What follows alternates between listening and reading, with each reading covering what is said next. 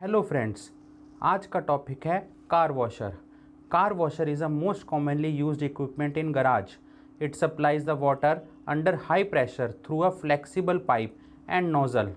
It is used for cleaning the cars and other vehicles. The washing is carried out to remove mud, dust, dirt, grease, wax, fat और कोई भी sticky chemical car पे जो लग जाते हैं, या सिंपली बोलें कि कार जो है वो डर्टी हो जाती है तो उसको धोने के लिए कार वॉशर का इस्तेमाल करा जाता है। कार वॉशर दो टाइप के हैं, manual car washer, automatic car washer. Manual car washer एक बहुत ही सिंपल एग्जांपल अगर हम देखें तो जैसे हम होली में पिचकारी का इस्तेमाल करते हैं, ये भी कुछ उस तरह का होता है। बस फ़र्क यही है कि जो पिचकारी है उसको हम हैंड ऑपरेटेड इस्तेमाल करते हैं, बट ये जो कार वॉशर होता है ये इलेक्ट्रिकली ऑपरेटेड होता है। इसके अंदर जो मेन पार्ट्स हैं वो हैं इलेक्ट्रिक मोटर। इलेक्ट्रिक मोटर का काम है वी बेल्ट की मदद से, पुलिस की मदद से इस रेसिप्रोकेटिंग पंप को चलाना। रेसिप्रोकेटिंग पंप का क्या काम है, इस तरह का जैसे पिस्टन सिलेंडर अरेंजमेंट होता है, यहाँ से वाटर इन जाएगा, जब ये नीचे को जाएगा पिस्टन, और जब ये वापस ऊपर जाएगा तो यहाँ से प्रेशर इंक्रीज़ होके और यहाँ से आउटलेट जाएगा। ये one stage single cylinder, two stage two cylinder type हो सकते हैं प्रेशर के अकॉर्डिंगली। एक हमारे पास वाटर टैंक होगा जहाँ से हमारा वाटर रेगुलर सप्लाई आता रहे। सबसे आगे स्प्रे नोज़ल होगी, एक फ्लेक्सिबल पाइप होगा जो हम यूज़ करेंगे कार वॉशर को इस्तेमाल करने के लिए। एक कंट्रोल वॉल्व होगा जिससे हम अपना अमाउंट कितना पानी चाहिए, कितना क्वांटिटी ज़्यादा पानी आउटपुट चाहिए वो यूज़ कर सकते हैं। सेफ्टी वॉल्व इसलिए कि अगर कहीं पे प्रेशर ज़्यादा राइज हो जाए लेकिन उतना आउटपुट बाहर ना जा रहा हो तो सेफ्टी वॉल्व जो है कार वॉशर को डिस्कनेक्ट कर दे, ताकि जो है किसी भी तरीके का कोई एक्सीडेंट, पाइप बर्स्टिंग इस यहाँ टैंक में कोई प्रॉब्लम ना आए।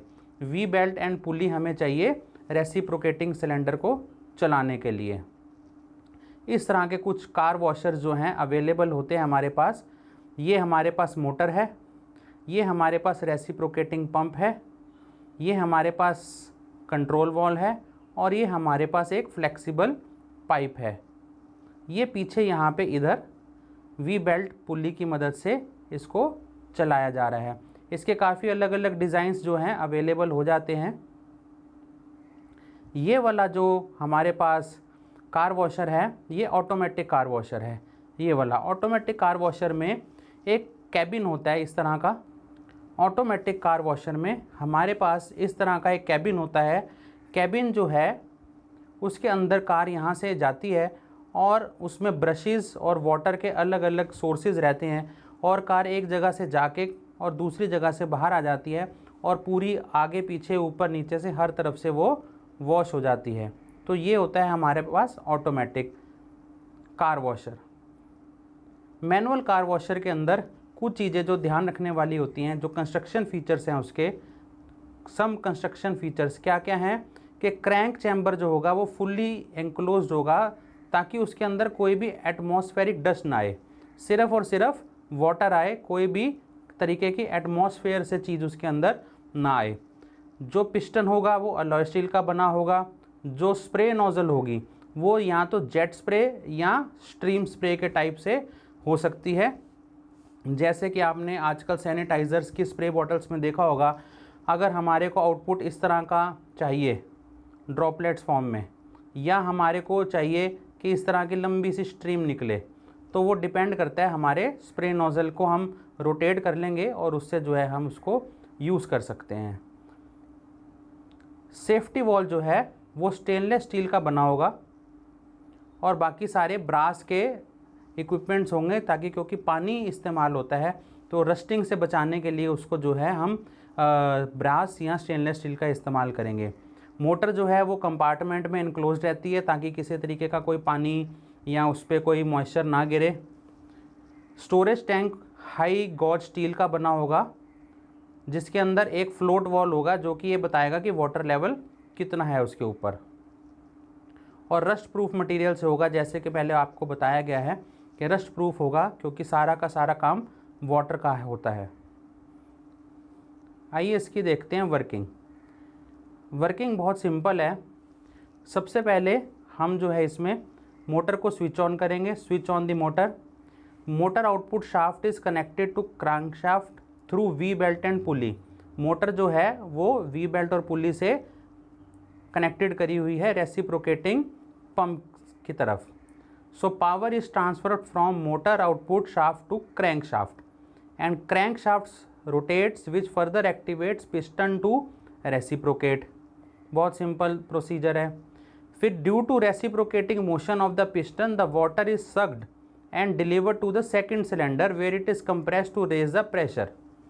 प्रेशर को बढ़ाने के लिए हमने यहाँ पे 2 सिलेंडर्स को इस्तेमाल किया है। पहले वाले में सक्शन होगी और दूसरे वाले में प्रेशर को फर्दर राइज किया जाएगा। और this high pressure water is taken through delivery pipe by opening delivery water control wall.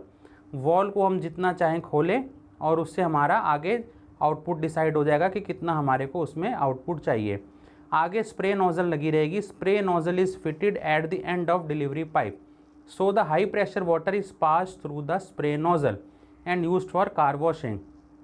Supply and pressure of water is adjusted by small orifice adjustable nozzle.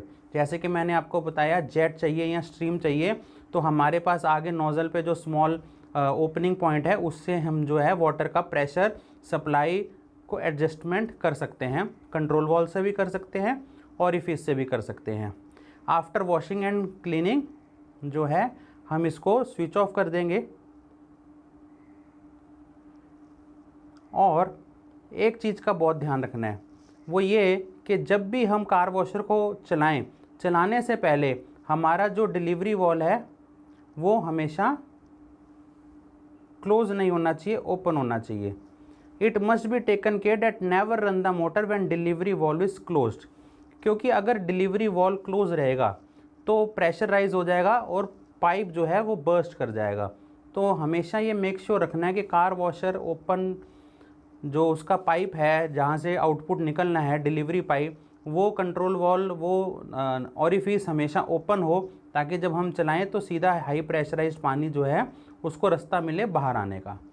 इसी तरह से हमारे पास जो है अलग अलग स्पेसिफिकेशंस हैं कार वॉशर्स की। कार वॉशर की अलग अलग स्पेसिफिकेशंस क्या हैं, मोटर की कितनी आरपीएम है उससे डिसाइड करते हैं कि कार वॉशर कैसा है। हॉर्स पावर ऑफ मोटर, उसकी पावर के हिसाब से कितना वॉल्यूम ऑफ वाटर जो है वो पर मिनट यूज़ कर सकता है। स्टोरेज टैंक की कैपेसिटी कितनी है उससे डिसाइड कर जा सकता है कि कार वॉशर की क्या स्पेसिफिकेशन है। Type of nozzle, single directional, multi directional, क्या हम चाहते हैं कि सिर्फ एक सिंगल डायरेक्शन से वाटर आउटपुट आए या मल्टी डायरेक्शन से आए। और length of delivery pipe in millimetres. तो ये सारी चीज़ें जो है ध्यान में रखने वाली होती हैं। इसी तरह से ऑटोमेटिक कार वॉशर होता है। बस ऑटोमेटिक कार वॉशर में एक ही फ़र्क होता है कि ऑटोमेटिक कार वॉशर में सारी की सारी चीज़ें जो हैं पहले से ही लगी रहती हैं और हमें सिर्फ कार को एक साइड से अंदर ले जाना है और एक साइड से उसको बाहर ले जाना है। तो हमारा जो है यहाँ पे ऑटोमेटिक कार वॉशर का प्रोसीजर सारा का सारा अदरवाइज पर्पस सेम रहता है। अगर आपको ये वीडियो अच्छा लगा हो तो उसको लाइक और शेयर ज़रूर कीजिएगा। Thanks for watching.